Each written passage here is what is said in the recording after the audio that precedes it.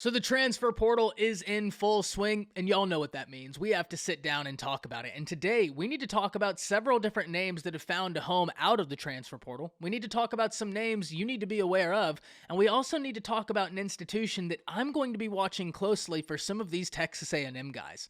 Before we can, as always, y'all know the drill. I need to hear from you. Hop down to the comments, give me a Y for yes or an N for no. Do you believe the transfer portal needs more regulations placed around it, or let me know what you're thinking.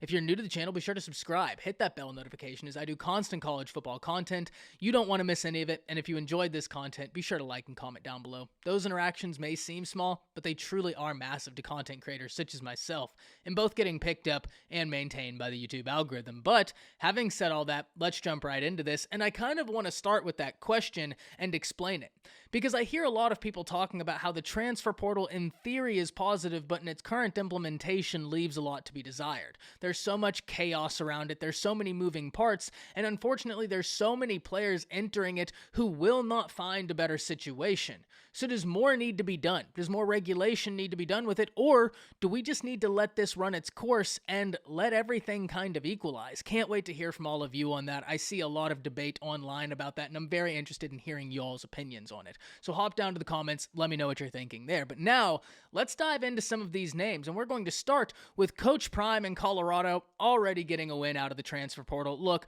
they've already gotten a 5-star wide receiver in the class of 2025, flipped a 4-star running back, Dylan Edwards, from Notre Dame, and now they get in a big win in the transfer portal for Champion Johnson, the H-back / tight end, depending on where you look, as they're going to have him listed as different things, from Cal. He'll be making his way to Colorado.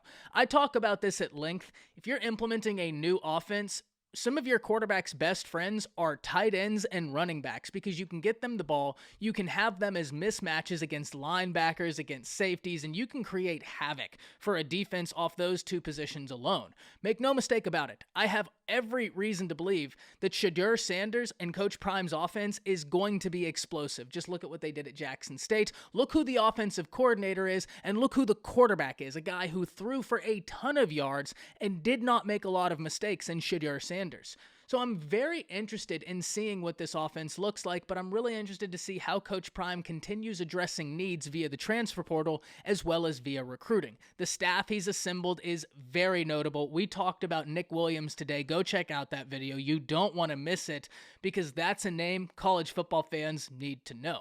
But we're going to stay in the pack, because Oregon also got a huge win for a former Alabama wide receiver out the state of California, Traeshon Holden. He had some play this year at Alabama. He had some play last year at Alabama, but it never really materialized because of the competition that room experienced at Alabama. Whenever you're looking at Traeshon Holden, he's competing with guys last year such as Jamison Williams, such as John Mechie, this year with Ja'Cory Brooks, and Ja'Cory Brooks really looks to be the future at that outside wide receivers position for Alabama.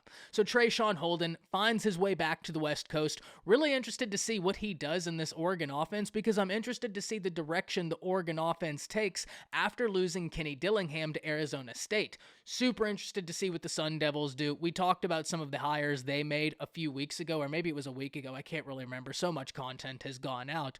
But they have made some really notable hires. And Rashad Samples, and then doubling down with Brian Carrington, we've got to watch what happens out at Arizona State. But I'm very interested to see how Traeshon Holden does at Oregon. I think it's a really interesting fit. We now need to go to the SEC, where Theo Wease Jr., former 5-star wide receiver who went to Oklahoma out of high school, is now with Missouri.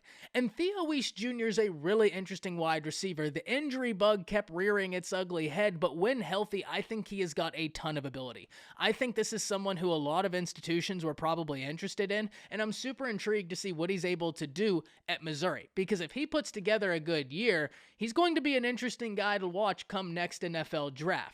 Theo Wease has a ton of ability. He has had a bit of an unfortunate career. Like I said, injury bug keeps rearing its ugly head, and he never really got the production or play so many people expected at OU. And now it's going to be interesting to see if Missouri is able to get him that play. So he's a name we have to watch. But As we transition out of some of the big recruitments that we've seen, some of the big recruiting wins that we've seen out the transfer portal, I need to talk about the institution we need to watch for some of these Texas A&M guys. And I hate to sound like a broken record, but do not discount Colorado for some of these guys from Texas A&M hitting the transfer portal. And one of the names that I'm super interested in out of Texas A&M is Tunmise Adeleye, the defensive lineman, because when healthy, he is an absolute problem on that defensive line. And if we go back to the Texas A&M spring game, it was abundantly clear the ability he has. Well, the reason why I say we need to watch Colorado for some of these Texas A&M guys that have hit the transfer portal, Nick Williams is now on staff at Colorado at the defensive line coach. Once again, just did a video on him. Go check it out. These guys from Texas A&M, they already have an existing relationship with Nick Williams. And one thing we've heard at length about Nick Williams from several different sources, what positive relationships he's able to generate, what positive relationships he's able to foster. And that's the name of the game right now. And whenever you look at the staff Coach Prime is assembling, there are elite recruiters from top to bottom. The transfer portal still has a ton of big names in it. One name that I'm really watching is CJ DePiri, the tight end who transferred out of Maryland. He took a visit to Alabama this weekend.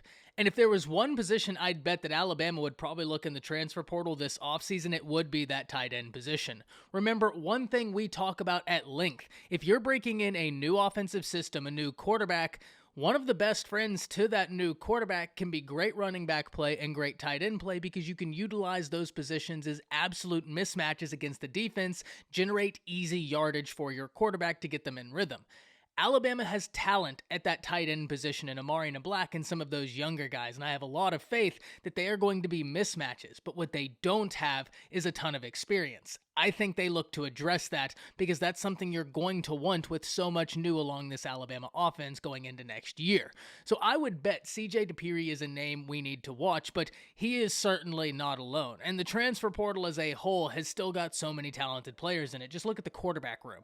And this is something we're going to talk about in a lot more depth this evening, 5:30 Central Standard Time on the live stream. We're going to be really focused in on the transfer portal, some of the big names in it, some of the interesting recruiting battles we're seeing out of it, everything to do with it. Can't wait to see you then, but really interested in hearing all of your opinions on the transfer portal up to this point, the biggest battles you've seen, the biggest wins you've seen out of it. Hop down to the comments, let me know, and we can talk about it on tonight's live stream. Can't wait to see you there. That's it.